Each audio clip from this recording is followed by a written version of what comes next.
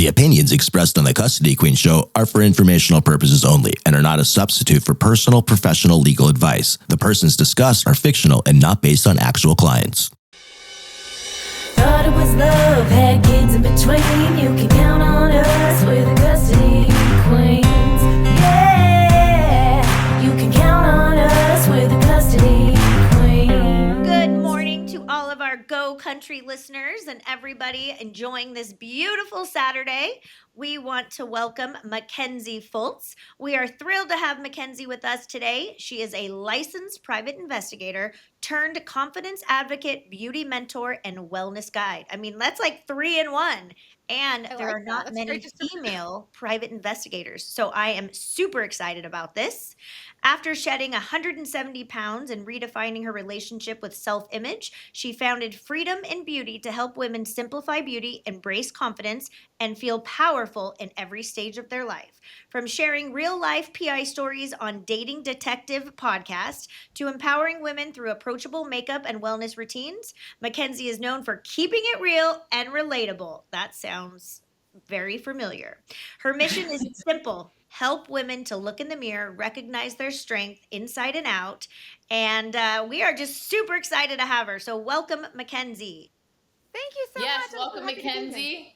Hi. I've been following Mackenzie on Instagram for some time now, and she's quite the hoot. So if you're not following her, you need to go follow her. Mackenzie, what's your Instagram handle? Oh, freedom_Barbie. So freedom_Barbie. I love it. Freedom Barbie. She's a real hoot. All right, so we're very excited to ask Mackenzie 1,000 questions today. But before we get into that, we're going to do a quick CQ fire round. Just ask Mackenzie a couple of questions. All right, first question. Favorite beauty product right now, Mackenzie? That's like asking me to choose between my children. Favorite beauty product? I have to say a lip gloss, hands down, all the time, 100%. See, mine is the Clarins Cryo Mask. Sam actually got me onto that. Life-changing. I've heard of the Clarins. I love that stuff. I like the EOS balm. You know, the ones that used to come, they look like an egg, but now they come in the chapstick style. Favorite, best, lippy, all the time. Yeah, the Cryo Mask, I'm not joking. Sam actually literally got me turned on that because I was coming to work looking a little haggard some mornings. And I usually don't like spending $100 on one thing because I feel like there's always so many things that I should spend it on. But life-changing. Well, I will say two things about Clarins. They have sales. They have big sales. So like Black Friday, you got to hit them up. They'll do 30% off their whole website. And pro tip, put that mask in the fridge. Oh, really? It's so much better in the fridge. Yeah, it's I'm literally writing this down. Oh, I did it last night before I went to bed. I don't even wash it off. It says 10 minutes. That's just a recommendation. Oh, and then I did it again. I do it in the morning. And man, I look like I might have slept 6 straight hours. I'm like, dude, this is life-changing. At least All right, 5. I'm only going to ask Mackenzie one more because we always get so off topic when we ask this question. Welcome to All my right, brain. Mackenzie, what is one wellness practice that you never skip? Water. All day, every day. That's a good Water. answer. I have my emotional support tumbler, my emotional support Stanley, whatever it may be, all the time, 100%. Bubble water, my carbonated water. Love it. And that's one thing that I need to have a better relationship. I feel like we have ebbs and flows together. I was actually just saying, I made a video for tomorrow, Thursday, where you put accessories on your tumbler so that if it's more visually appealing, you might reach for it more. Pro tip, make your tumbler pretty and you'll grab it. That might be why my daughter drinks so much water, because I never thought I would be buying keychains for Stanley. It's a new purse. It is when if it's pretty, you want to hold it, you want to reach for it, especially if it's trendy. So why not? Everybody says, why do you have so many? I'm like, because they're pretty. It makes me want to drink my water. Yeah, I mean, I'm buying Labubu Monsters outfits, and now I am buying clothes for Owalas and Stanleys. I'm really not sure what this world has come to, but I'm kind of jealous I didn't think about it. I'm here for it. All right, go for it, Sam. All right, so Mackenzie, your journey spans from being a licensed private investigator to a confidence advocate and wellness guide. How did one path lead to the other? Or tell us a little bit about your story. Oh boy. So I'll try to sum this up quickly. So I've been a private investigator for 20 years. My dad was in law enforcement, so I wanted to do something along those lines or something in criminal justice. So I'm in college and I'm getting my degree, my bachelor's degree in criminal justice. And we got to the end of the course where they try to place you in different jobs and you're learning about the careers and the salaries. And I was in class and I said, I wanted to be on the SWAT team. The professor said, well, you can't have your nails done if you're going to be on the SWAT team, like trying to be discouraging and mean.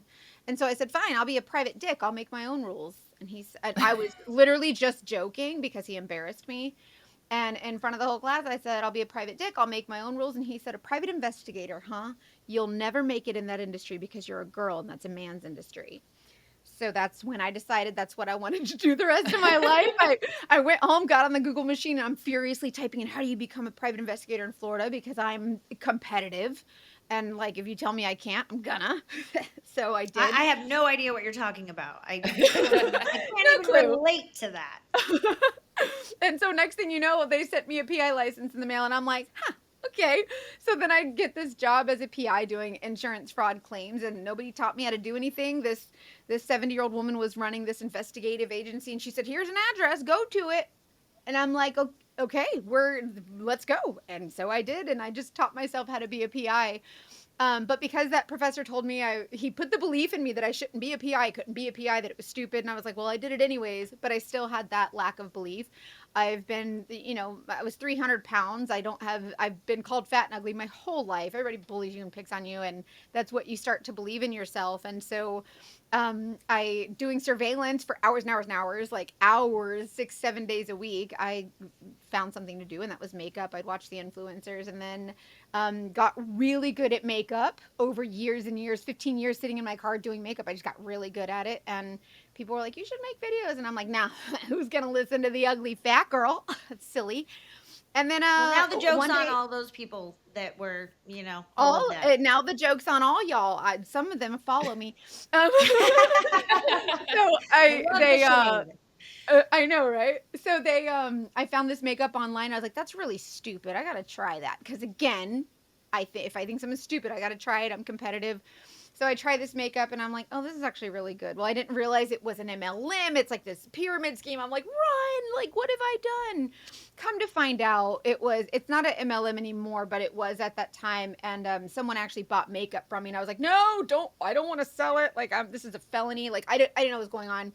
And so this random woman just saw me. I had 71 friends on Facebook, and she saw me. I was just bored.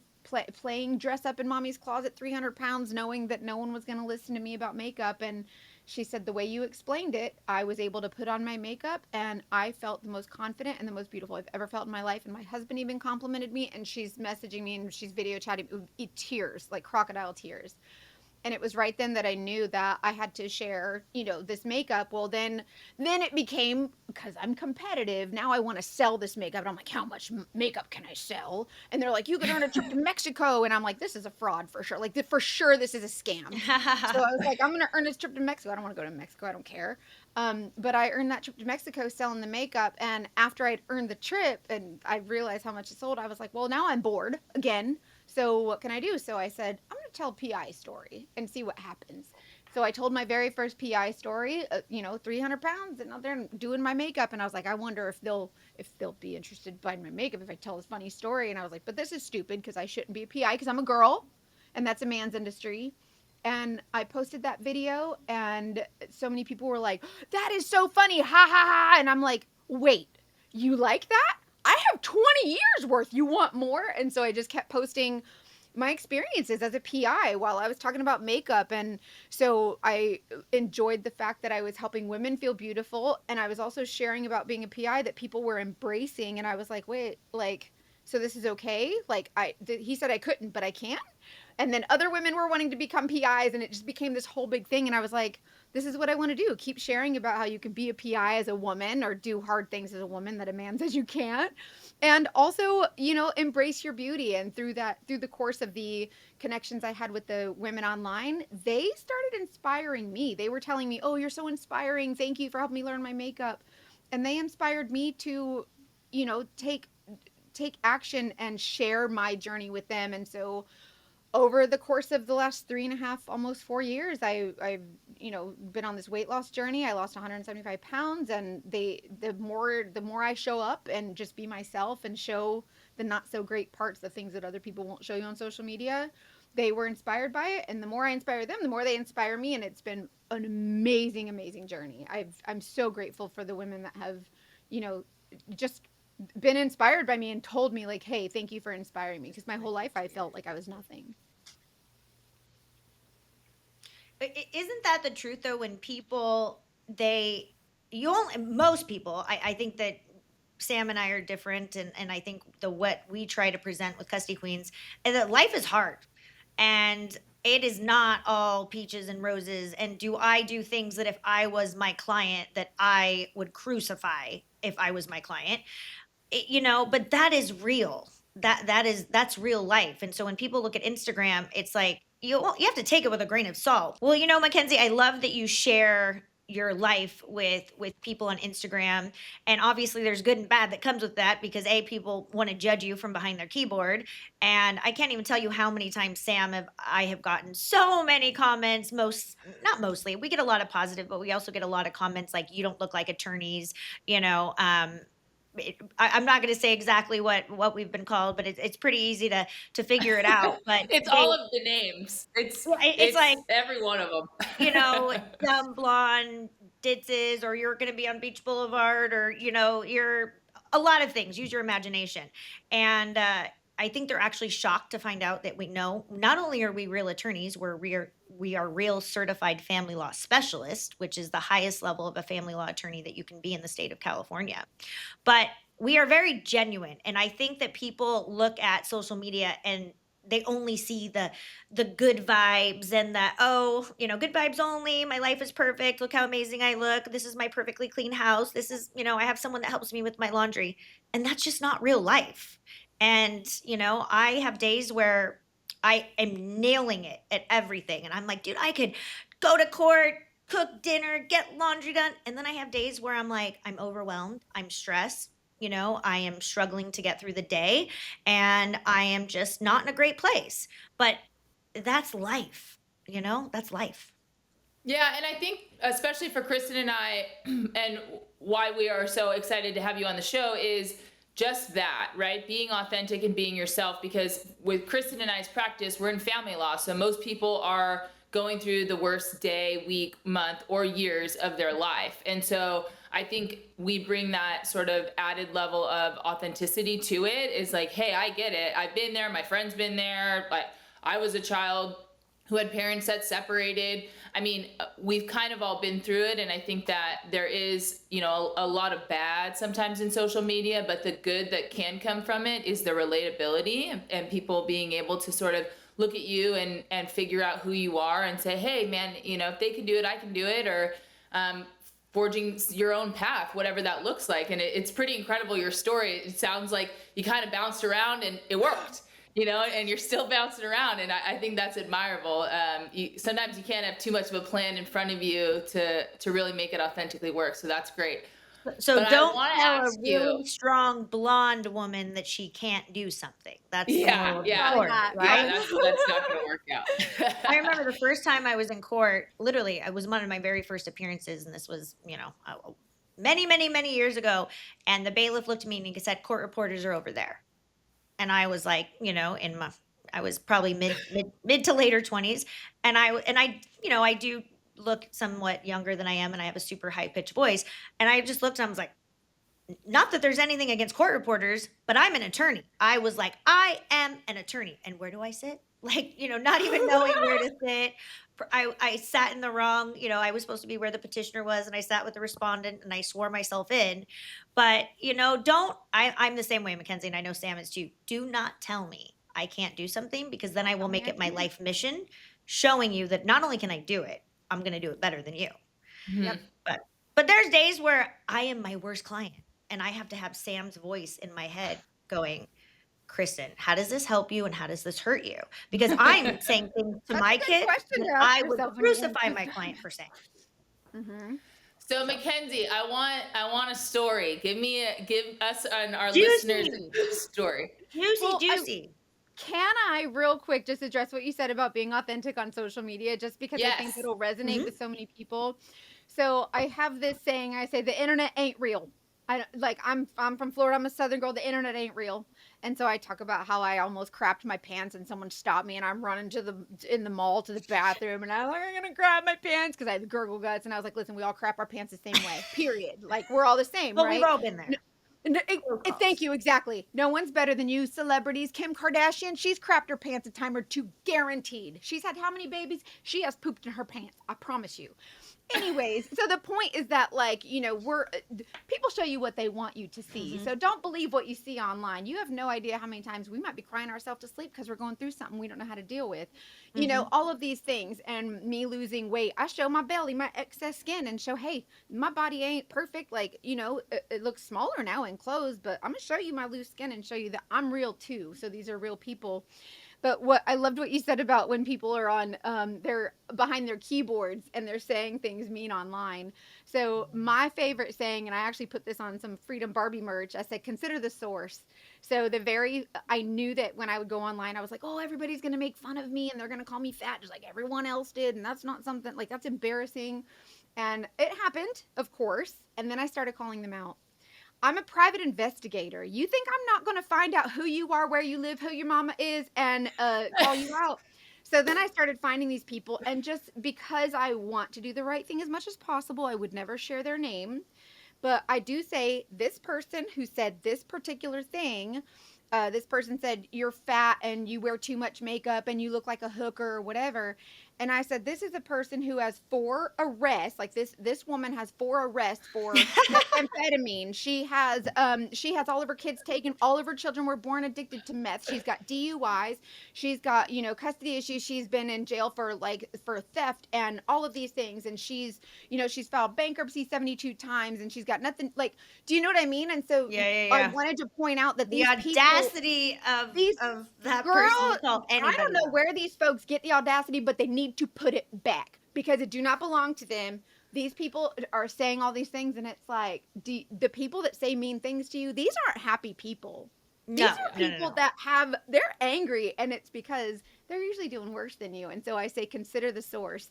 So Well, and next isn't time it someone funny when says you read something mean, comments like, and a lot of those news sources, like they are doing it to elicit responses, right? But I'll just yeah, sit there and I'll read responses and I'm like, this is crazy to me how like angry people are to go on these pages and comment and start attacking other people. I'm like, this is crazy to me. Like, and sometimes I'll get a little spicy and I'll fire back when people want to call us, hookers or that we're not real yeah, attorneys. And I'm like, last time if I you want checked, to I defend actually yourself. passed 2 state bars, with respect to California, including the specialist. And, I know Sam cringes over there a little bit sometimes going, what's Kristen responding with? But sometimes it's like, who the heck do you think you are? Yep. Mm-hmm. But whenever Yeah. it's so funny, almost all of the keyboard warriors stopped when I started calling them out. And that told me that they had a skeleton that they were trying to hide, at least one. And if anybody's going to find it, it's me because I'm competitive. I cannot just be like, oh, that's fine. No, I'm going to find out who you are and I'm going to share with the world where my source is coming from. Someone tells me I Okay, well, love next being time fat, I Sam and lose I my get them, mind. I'm going to tag you underneath it and I'm going to say, consider the source. And And that's going to be code for you to go find out just who it was. just for liability reasons, I want to let everyone know that this is the Google machine. This is not nothing. I'm not using no PI magic resources to find information. This is public, like easily accessible information. I just happen to know where to get it. So nobody's. I've been accused of using private investigator resources, and I'm like, nah, dog. This is the Google machine. This Yeah. is Chat GPT. Period. Right. So, but as far as the story goes, so everybody always says, what's your craziest story? Y'all, I will just like to tell you that it is amazing what people do when they think nobody is watching. So I've done everything from I've done a lot of insurance fraud, car accidents, workers' comp, people wanting millions of dollars. I caught a skydiver one time just falling from the sky. He says he can never skydive again. He wanted millions of dollars. I caught him doing the training, all that stuff.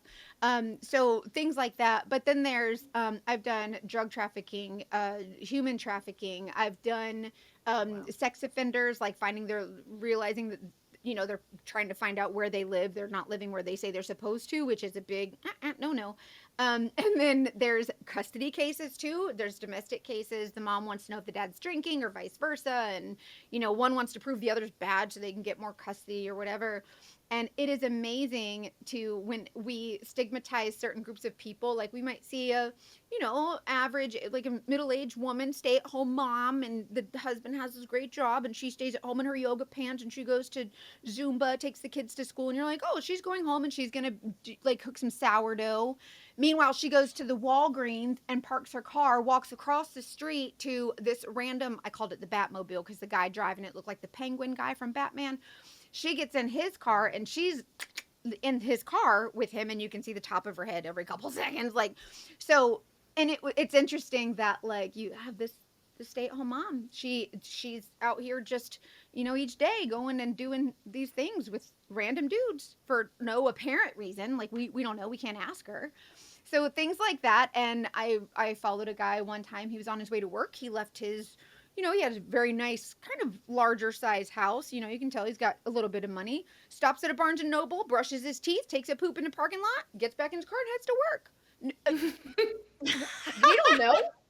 Why? We don't know. He's probably got 7 perfectly good working bathrooms. Why?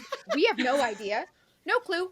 And these are things that people are just, these are the stories that I've been telling online. I thought they were stupid. And people are going, wait, what? And I'm like, yeah, just another day at the office for me. I don't know. It's crazy. Mom's snorting, quote unquote pixie sticks. I call them snacks because you're not allowed to say drugs on Instagram. Anyways, I call them snacks. So she's snorting snacks off her kid's lunchbox and then handing the lunchbox to the kid and sending them into the school. Let me guess, that was a family law case? That would be Why? gold. That Yes. would, doing this for as long as Sam and I have, we have some really good stuff too. I'm telling you, it's wild. Isn't it always, it's the people that want to appear a certain way or want to present themselves that usually have the most exposure. And, they do. It's so I always crazy. say, you got to tell us the stuff now, and you don't want to, let me know that you have a snack fetish on the weekends as I'm Right? walking up to the council table. But I was talking to somebody one time, and it was like at a a networking event, and it was like involving Craigslist and the church and something else, and it was kind of like, wait, but aren't you on the PTA, and aren't you in charge of all of this stuff at the school? And not that I judge what adults, you are allowed to have your own fetish and your own issue or whatever you want to do outside of court, as long as it does not involve the kids or present a safety concern. It is usually not that interesting to the court, but often they coincide. Yeah. All right, we are. Sorry, go ahead. Sam, you got one more question because we are almost running out of time. Yeah, well, I was just going to say, if you had a piece of advice for our listeners, what would it be? The things that we want to happen the most, I feel like we get disappointed when they don't happen. But in my experience, I just feel like everything that has been successful for me has been by what I might call an accident, call it fate, call it the Lord, whatever you believe in. But I just feel like there is nothing that's, I'm going to cry a little bit maybe, but there's nothing that's impossible. I never imagined, I was 300 pounds. I never imagined I would finally, be at a size that, and I still have body dysmorphia. I look in the mirror and see 300 pounds, but Well, you're gorgeous. You are absolutely gorgeous. Thank you so much. Thank you. There is hope, and you're not alone, but also you can do the things that people say you can't, and don't let anyone ever tell you what to believe in. Like that professor, he put the belief in me that I couldn't do it just because he said I couldn't, and I held on to that for 20 years. So, and don't you want to just give him a big, giant, Yep, I Yeah. do. I do. I got But a few of also, those. I got a few of those in my past as well. You just want to say, ha, I told you, but also it's like, I'm just going to shut up and I'm going to let my success make you feel Yep. like an idiot. You're welcome. That's exactly what you should That's do. the hardest thing to do. Is Because don't you know say what? nothing. They're following you now, right? Yeah. That's it. All right, so it looks like we are unfortunately all out of time for today's episode. Thank you so much for joining us, Mackenzie, and thank you to all our Go Country listeners for listening this Saturday and every Saturday on Go Country 105.